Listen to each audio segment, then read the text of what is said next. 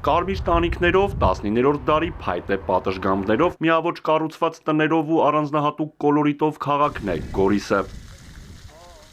2021 թվականից հետո երկար տարիներ չլուծվող խնդիրներին նորերն են ավելացել։ Լուծումների վերաբերյալ առաջին ձեռքից առաջարկներ լսելու նպատակով Առաջարկ Հայաստանի նախաձեռնության անդամները Սյունիք այցի շրջանակում հանդիպել են գորիսեցիների հետ։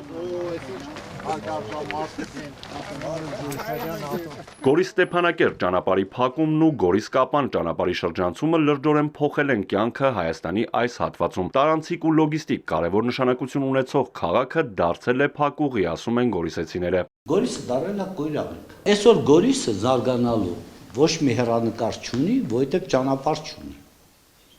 Հիմա մեկ ճանապարհի խնդիր ունենք։ Եկել է փակուղի։ Այո։ Այն երակը, որ Գորիսով անցնում էր տարբեր ուղղություններով, այդ երակը ըստ էության չկա։ Նույն վիճակը Վարդենիսում, երբ որ այդ Քարվաճառի ճանապարհի արդյունքում էլի աշխուժ, հիմա այնտեղ տուփիկ է, ասիկա, այո, դուք ճիշտ եք, մենք ստացել ենք երկու կույրաղիքային,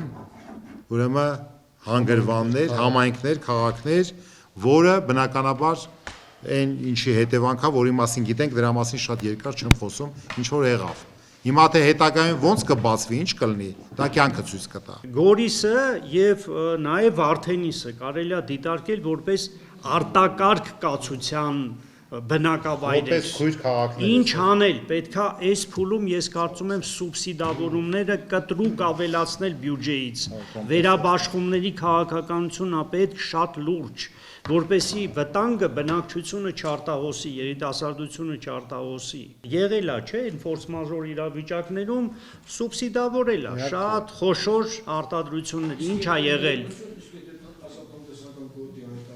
Էդ եմ ես նշեցի, որ այդ կարգավիճակը ազատ տնտեսական գոտի եւ նաեւ հավելյալ ֆինանսավորումներով։ Ես կարծում եմ պետք է լինի մրցունակ ծրագիր, լիդերների համախմբություն, միաբանություն եւ կամք ժողովուրդը որպեսի մասնակցի ու պահանջի։ Սա է լուծումը, ուրիշ տարբերակ չկա։ Այս փուլում ֆորս մաժորային պետք է համարենք իրավիճակը եւ տանք լուծումներ ստիպելով վաղվա իշխանությանը կոալիցիոն լինի կամ միաձնյա լինի, որ ինքը պատասխանատու է լինելու այդ ծրագրի համար։ Մենք եկել ենք այդ ծրագիրը ձևավորելու։ Ճանապարհների փոփոխությունից անվտանգային հարցերից մինչև գործազրկություն։ Բնակիչներին մտահոգում է, որ երբեմնի արդյունաբերական քաղաքում այսօր ոչինչ չի արտադրվում։ 80 թվերի տվյալներով Գորիսում 8000 հոգի 8000 աշխատատեղ է եղել։ Մենք Սեսայոզնի գործարան ենք ունեցել։ Մենք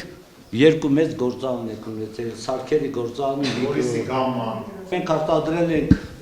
զինվորական դաչիկներ, որոնք որ աշխարհում միակն է եղել։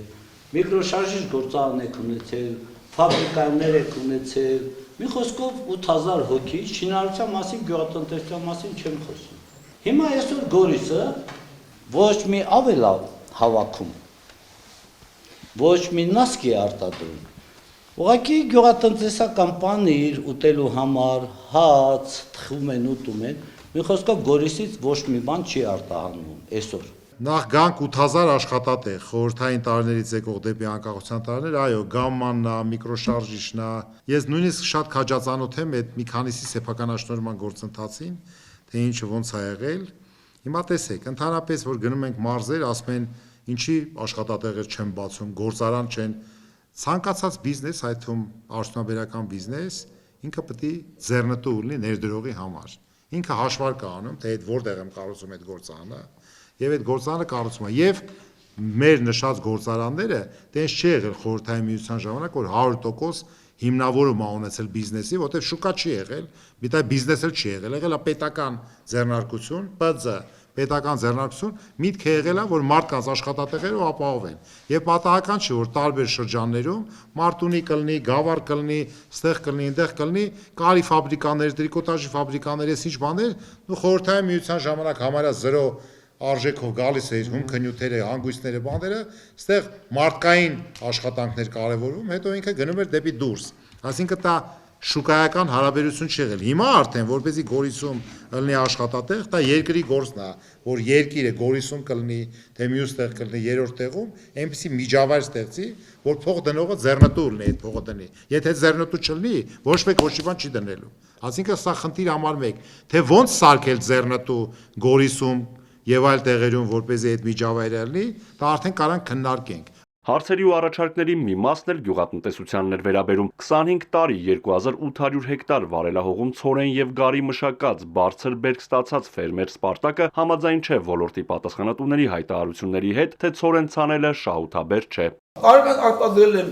4500-4500 տոննա, ամենապակասը 3600 տոննա։ Միջին հեկտարի բերքատվությունը 375 հեկտարից 54 ցենտրից բերք եմ ստացել անձրուտի պայմաններում։ Ինչը շահութաբեր չի, լավ չեմ հասկանում։ Որովհետեւ իրենք բացի բերք ստա, պետք է հողը ճիշտ մշակել։ Հետո իրենք ուզում են ընդամենը սովորական իման տանել շփոթեն, հետո գնան բերք հավաքեն, հեշտ չի լինի։ Նախ նորից են պետք, հողը պետք է անալիզ անի, հասկանալ հողի ինչի կարիք ունի, պետք է ապահովի, իհարկե մի քիչ աստված պետք է կամենա, եթե անջրտի պայմաններում։ Բայց եթե խոսում եք բանի ես ինչա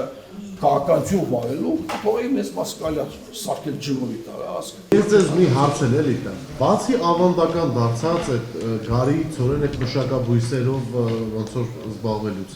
միտք չի առաջանում այլ մշակաբույսերի մասին մտածել, պտղատու ծառեր, այդ հիմա